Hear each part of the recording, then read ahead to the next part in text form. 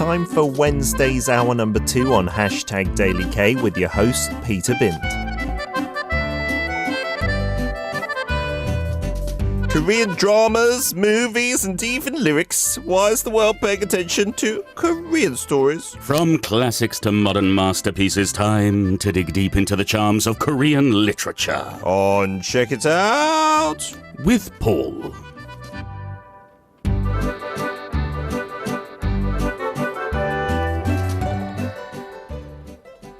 December the 6th, it's a Wednesday, and Mr. Matthews is joining us in the studio for Check It Out. Good morning, Sir Paul. Good morning, Mr. Bint. How are we doing this fine 1st December Wednesday that we meet? It is. It was also my wife's birthday yesterday, so happy birthday to her. Remember the 5th of December? Yeah. Paul's wife's birthday, gunpowder and plot. No gunpowder. No treason. No treason. Good Very stuff. little plot. What do you usually do for the missus on her birthday? Well, it's nice to go out for a meal. Do you get her a surprise present, or do you ask her what she wants? Oh, no, I don't ask. No. Nah. Oh, nah. So you've been married now, what, a long time? It's not that long. It's like 15 years. 15 years. That's at Been least... together for 23. Oh, wow. So that is a long time. 23 birthdays together. Have you not run out of different ideas for birthday presents? No, because you don't just get one. You get a mix. Oh. Do you only give your missus one present for her birthday? One main one, yeah. And then a that's kiss stingy. or two. That's so stingy. No, my kisses are priceless. That's what some people say. Yeah, your kids have told me they're not.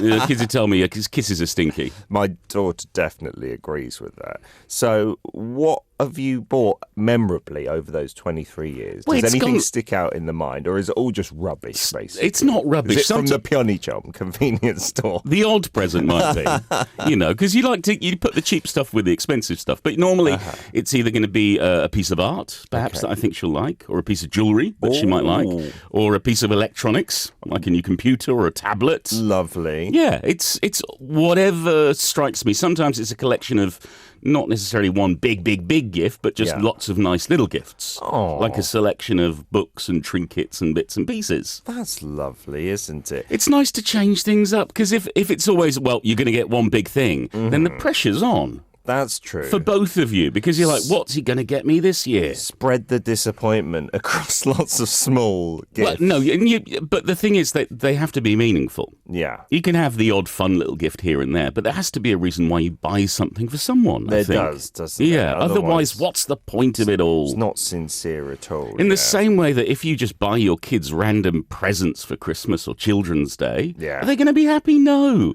You have to intuit what you think they will love. They are happy for about 30 seconds, even if it's random junk. But then you're right. But the best present, if you know what Gio or Ellie are really into, what's going to make their smile carry on all day, then you do your best to get it. That is absolutely true. Good tips, as Christmas is just around the corner. Oh, no. Got to buy them more presents. Oh, dear. Yeah. Are you getting me a present this year for Christmas? Of course not. Happy World Soil Day. I thought we could exchange presents. That was also on December 5th. Today's December 6th, so it's not World Soil Day anymore. No, but for your wife's birthday, if you made such a hoo-ha, I hope that also for the meaningful World Soil Day, as declared at the UN General Assembly in 2013, you would have marked it with something. Well, I gave her the presents on Earth.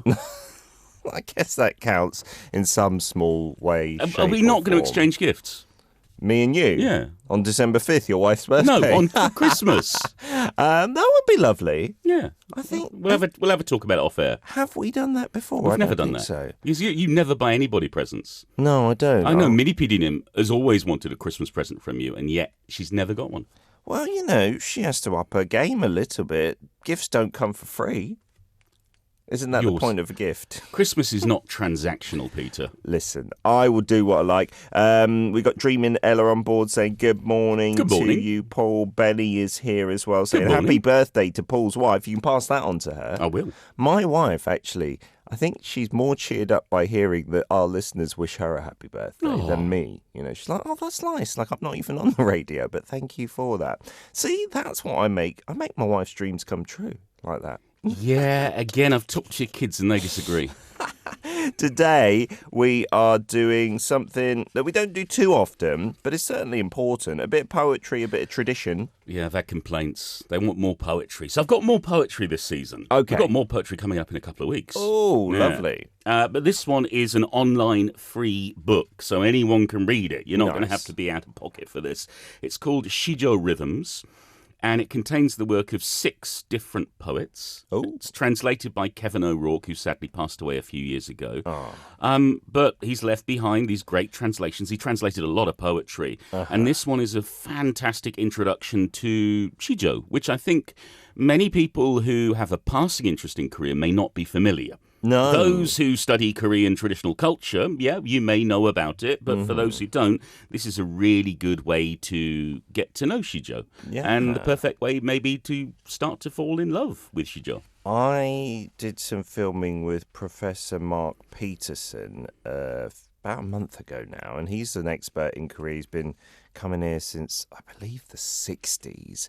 And so he is head over heels with all things Korea, but his mission later in life, he must be in his 70s now, Right. is to get Shijo more well known, just like, I don't know, Japanese haikus are well known across the world, because we studied them. I think I'm right in saying maybe you as well. Me, certainly in the UK in primary In school. passing, yeah, it's because Yeah. it's a simple form of poetry for kids to write. You've got your 5-7-5 syllables, and, Yeah. and Shijo are different. I should say this is Yes. this doesn't come from Japan. This is Korea's No. own poetry form. But yeah, it's really good to share different styles of poetry, and especially because the style of Shijo is all about appreciating the things around you. It's not some highfalutin philosophical, I don't know, whiff-waffy sort of poetry. It's poetry about the here and now, about your Yeah. experiences. He, Mark Peterson, I don't think we're going to do it today, otherwise that would really be ruin it. But it was a Shijo about a guy who was going to be killed for betraying the new king, I think. And it was really meaningful, powerful, poignant, punchy, and like you said, not whiff-waffy, airy-fairy. Whiff-waffy.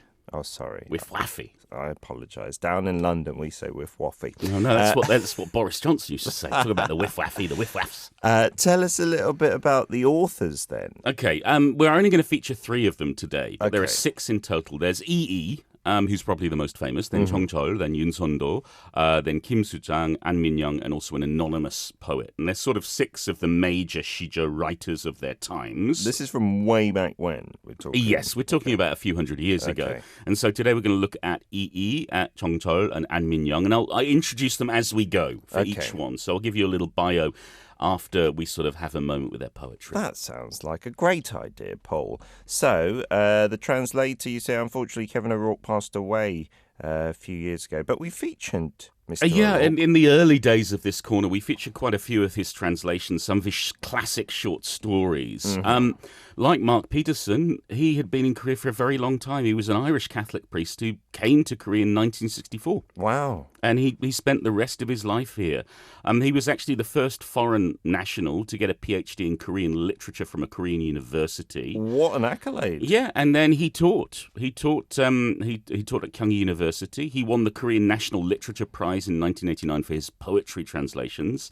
And there are lots of his translations out there. Unfortunately, because of the way the publishing industry works, it gets harder and harder to find his work because it was published a while ago. But luckily, we have these online collections available for free, which means that we can still experience the immense hard work and also his immense talent in translating Korean poetry. Yeah, this is a tricky one, poetry, right? Because, again, referring back to Professor Peterson, when you translate it into English, you've got to kind of stick to that structure of Shijo as well, and that's got to be really difficult. I know literature and novels are difficult as well, but I think this is just a whole different type of difficulty. When you have a set form or rhythm or rhyme or any kind of way that the language must be used, it becomes very difficult, and that means you can't just literally translate. Yeah. Otherwise, it just becomes well, it's not a poem anymore. Yeah. So the great thing about Kevin O'Rourke is that he's able to sort of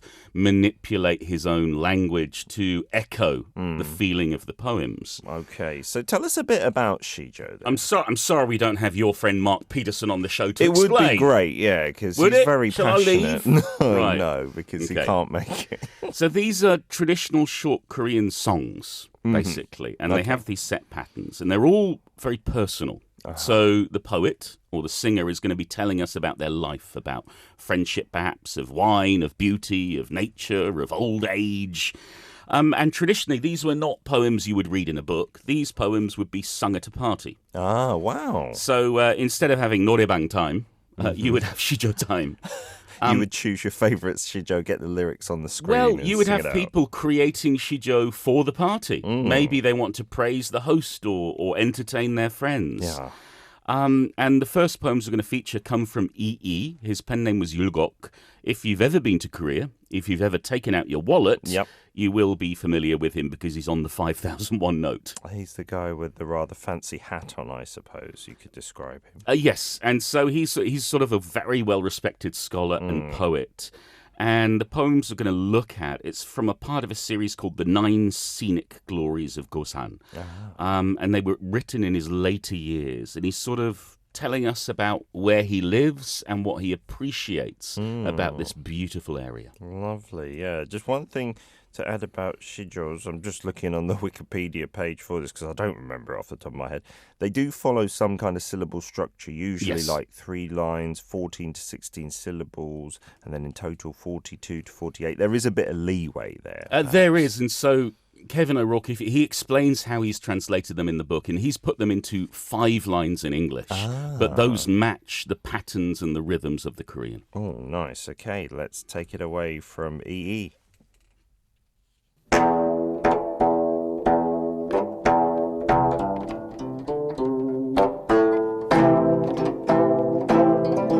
The 9 scenic glories of Gosan are unknown to the world of men. From grass I've cut, I weave my hut, friends all come to visit. In imagination, I'm on Wee Mountain, studying Shuji. First is the sun lighting Crown Rock. Mist lifts from verdant fields, far and near are painted scenes. The green wine jar I set among the pines, and I watch the approach of friends. Second is spring coming late to Flower Rock. I float petals down green waters, sending them to distant fields. The world knows nothing of this place. I think I shall be beauty's herald. Third is green foliage spread across kingfisher screen, when mountain birds sing high and low on green waters. Balmy breezes blow through stunted pines. Summer disappears. Fourth is the sun crossing Pine Cliff. Rocks shadowed in the water reflect a myriad of colours. Woods and springs, the deeper the better. I cannot contain the tingle I feel.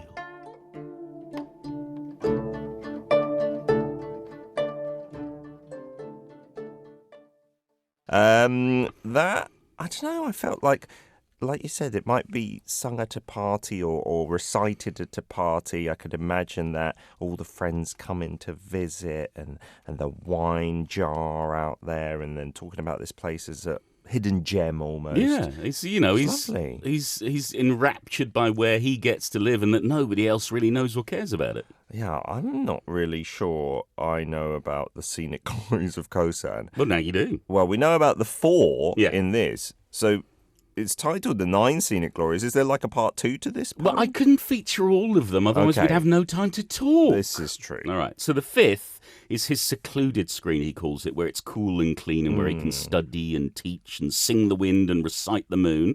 The 6th is a lake where he goes fishing and he wonders who enjoys the water more. Is it him or the fish? The 7th is the autumn colours and the joys of sitting on a cold rock and forgetting about home. The 8th is about the bright moonlight on the creek as he plays music for his own pleasure. And finally, the 9th is about the winter setting sun on the mountain where there are no sightseers coming, but he knows there are many sights to see. Oh, that sounds kind of meaningful and like all coming back full circle and across the seasons as well. It feels like a year in the life of EE, Yeah. and where he settled perhaps for his final years. And it's beautiful. I love that this is not trying to be too special or too fancy. It's just an old man who's found a wonderful place to live and is talking about the things he loves the most. And that's the great thing about Shijo. It's so personal. Yeah, I don't know if I'm familiar with a place called Kosan. Nose Mountain. Kosan. But looking on the map, it does seem to be located maybe in Gangwon-do province, which is also in North Korea, for anyone who doesn't know. That was kind of split into two. Yes, and Gangwon-do province is famed for its beauty. We think of Jeollado as famed for its food. Yeah. We think of Gyeongsang-do as famed for its spice. And Gangwon-do is famed for its beauty. Yeah, amazing mountainous ranges down there, the Taebaek Mountain. And the South Korean part is not too shabby, of course, but I wonder, wouldn't it be nice to travel up into North Korea to see that? Not right now. No, not right now. Don't advise it now. So, I mean, just the 9 scenic glories of Gosan, it's worth getting this book because it's free to read these 9 scenic glories. It's a gorgeous, gorgeous 10-piece poem. Oh, really? It's a 10-piece poem. Well, I just gave you the other that was 5 pieces. and We there had were 5 and more 5. pieces. Yeah. Okay, so you add them together. Makes 10. And it's like some kind of transformer coming together. No, it's a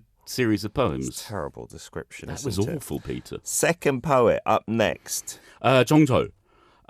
He was many things in his life, not just a poet. He was also a royal inspector, governor, a personal secretary to the king, and a general of the army. Well, that's a lot of things. Yeah, the scholarly people, the Yangban, they would do many things, including their study and maybe passing the state exam. Yes. He is another example, not just a full-time poet, for sure. Sure. But this one had a very hectic life. He had lots of successes, but at the same time, lots of failures. Oh, dear. And he's also had a lot of poems. His poems are brilliant, and he left 107 of them to the world. Goodness. Yeah, and these are a little bit different. So E.E. was very poetic about nature. You're going to be seeing a different side, and these poems are not connected. These are 5 individual poems. They don't have titles. Okay. We're going to be reading 5 of his poems to get a taste of his thoughts on the world and his poetic style. All right, let's check out Chong Chol.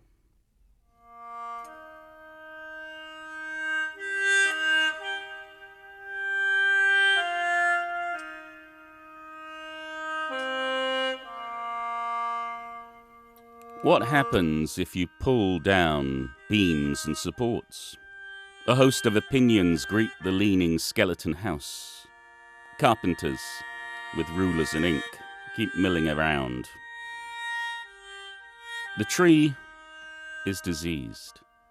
No one rests in its pavilion. When it stood tall and verdant, no one passed it by, but the leaves have fallen. The boughs are broken. Not even birds perch there now. A sudden shower splatters the lotus leaf, but I cannot find the track of water. I wish my heart were like that leaf, that nothing ever stained it. I'm 50 now, no longer young, yet wherever I go, at the mere sight of wine, I break into a broad, toothy grin. Why? Why? Wine is an old acquaintance. I can never forget him. When the paulownia leaves fell, I knew it was autumn. A fine drizzle falls on the blue river. The night air is chilly. I left my love 1,000 li away. I cannot sleep tonight.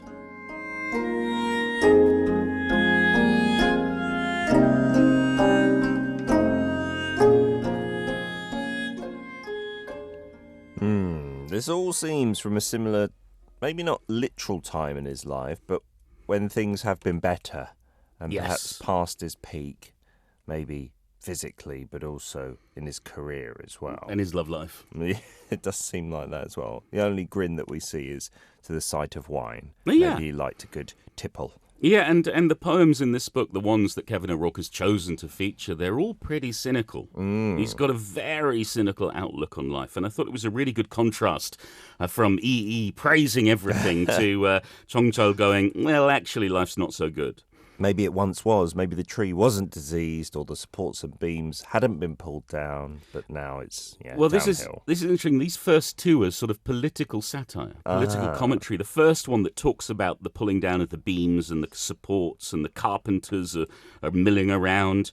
It's referencing what it was like in the court, how chaotic it was during a crisis.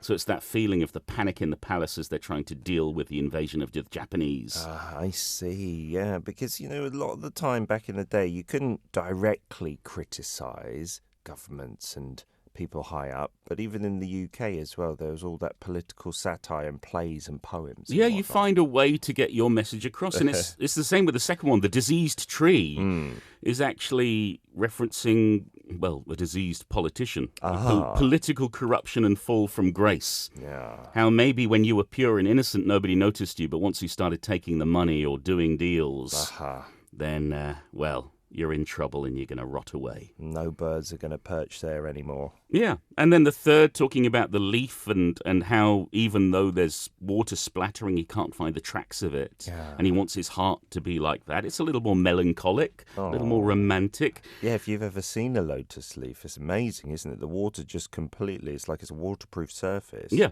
And it just goes. You don't know where it went. Yeah, sometimes. Well, the water went in the pond. No, it might sometimes collect in the little, shallow part of the leaf as a big bulbous... No, he said there's no tracks on the leaf. All right. But the fourth one about the wine is, I find, quite darkly funny. Him talking about getting old, but when he meets his old friend, the wine, he smiles, he has a toothy grin. And then the final one, I think, is the saddest of all five. That, he's cynical and he's caustic in his writing, but at this point, we see that he's actually a true romantic as he talks about being unable to sleep because he knows his love is 1,000 li away. Li used to be that measurement of distance, yeah, right? Miles and miles and miles. Could be literally far away, or maybe they've passed away. Maybe they're no longer available to him, whatever it is. Your poetry analysis is getting much better, Peter. I am into the classics, yeah. Shijo is my thing. That chat with Mark Peterson really changed you. It's changed my life. Yeah, so I think this is amazing because we think, Shijo, it's all going to be the same. But you look at these two poets and their style, even though they're writing the same Shijo, the feeling of it is completely different. And we've got another poet as well who I think brings a different style to it as well. So our third one that we're going to hear after the song break, his name was Minyong, and he was one of the last great Shijo poets, according to Kevin O'Rourke. Yeah. And in the book, we get this gorgeous 8-poem series called Song of the Plum. And of course, because time doesn't allow it, I can't read you all 8. However, I will read you 5 of the 8 so you can get a taste of Anne Minyong's beautiful Shijo poetry. All right.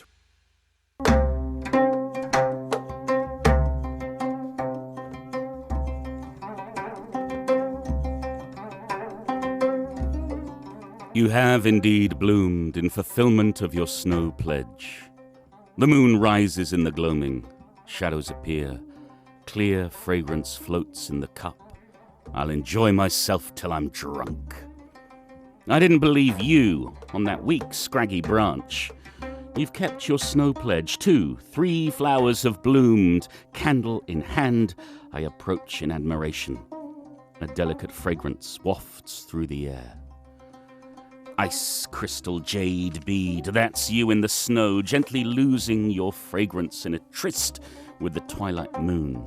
For elegance and nobility of spirit, you stand alone. The sun goes down, the moon rises. Was it so pledged with you? Flowers asleep in the bedroom release a fragrant greeting. Plum and moon are friends. Why didn't I know? Plum shadows hit the window, hit the slanted gold pin in a beauty's hair. 2 or 3 white-haired old men enjoy the gomungo and a song, and when they pass the wine cup around, the moon rises too.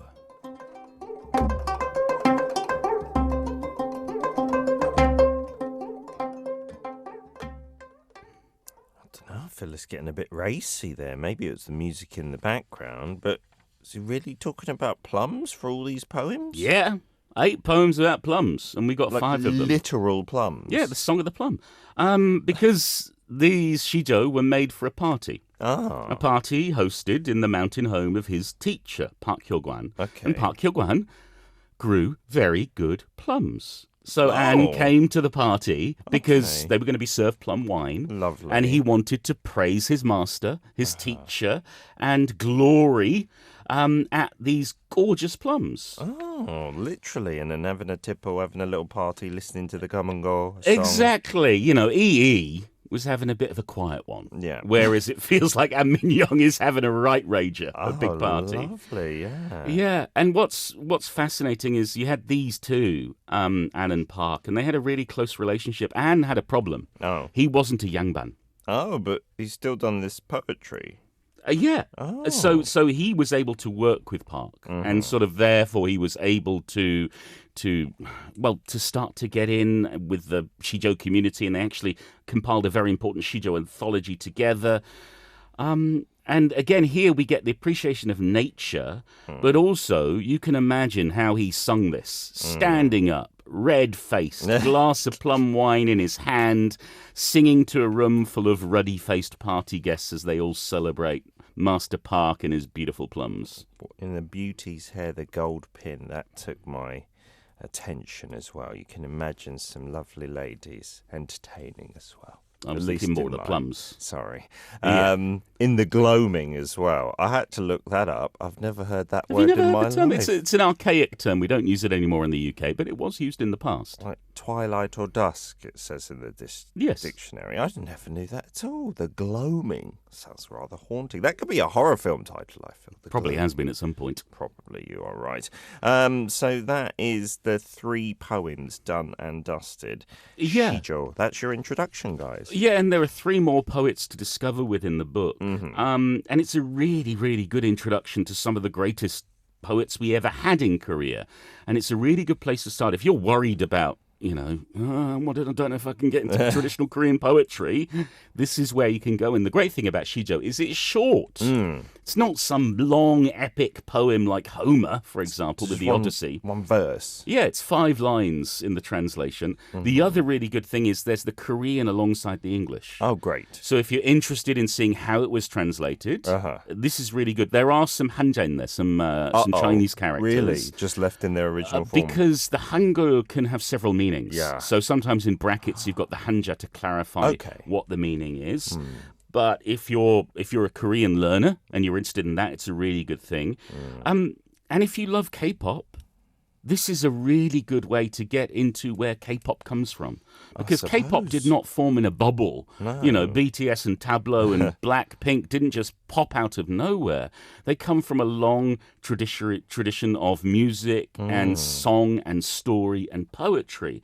And I think if you look at BTS's videos, for example, where they sometimes reference Korean traditional culture and dance and history. Instruments and everything. Yeah. So there's a whole world to explore. And I think as more and more people come to Korea and are excited about Korean culture, as your best friend Mark Peterson is saying, we should be spreading the word about Shijo so that people can start to get a deeper understanding of Korea. It's one thing to like K-dramas and K-pop and K-movies and K-food. It's another to start to understand where these traditions came from and how they've influenced more modern products in Korea. Absolutely. And Shijo have such a long history back to the Goryeo dynasty. Yeah. So it's in the UK we've got Shakespeare, in America is Mark Twain, in Korea we've got Shijo poets and more. Yeah, I love this, absolutely. I'd also like to issue an official apology to the other 3 long dead poets that we didn't feature them on this week's show. Sorry guys. To you. Maybe guys. next time. Yeah, check out Chong Chol Shijo. That's the one that I was talking about someone. Not in this book. Not in this book, unfortunately. You can find it on the Wikipedia page of Shijo in general, and it's really, haunting in a way. It's just before he's going to be executed, I believe. A one-line review of this book, Paul. A beautifully translated look at at some of Korea's older poetry and a great introduction to the form. Indeed it is. Check it out and let us know as well. Whenever we preview a book or we talk about it on the show, if you then do go and read it, please let us know what you thought, good or bad. Yeah. We'd love to get your It's feedback. It's why I give you the book a week in advance, just in case you want to. Shall I give the book in advance? Next week's. Dalagut Dream Department Store by Mie Lee, translated by Sandy Jusun Lee. This was a huge bestseller here in Korea. I'm hoping it's going to be a huge bestseller all around the world. It came out very recently. Okay. This is another one of those cozy. It's going to be a good read for a winter night. Dalagut Dream Department Store. When you said, shall I give next week's book? And I was like, oh, next week's book. I hadn't answered yes. So if you're going to be polite, you should wait for me to either say yes or no, give you permission to preview it or not, okay? Next time. Just for next time. Don't worry, I don't hold a grudge, so I'll let you off. Thank you so much for your readings today, Paul. It's a very evil stare. Guys, help me out. Paul's been not very nice with his glare. Shall I thank the Literature Translation Institute of Korea then?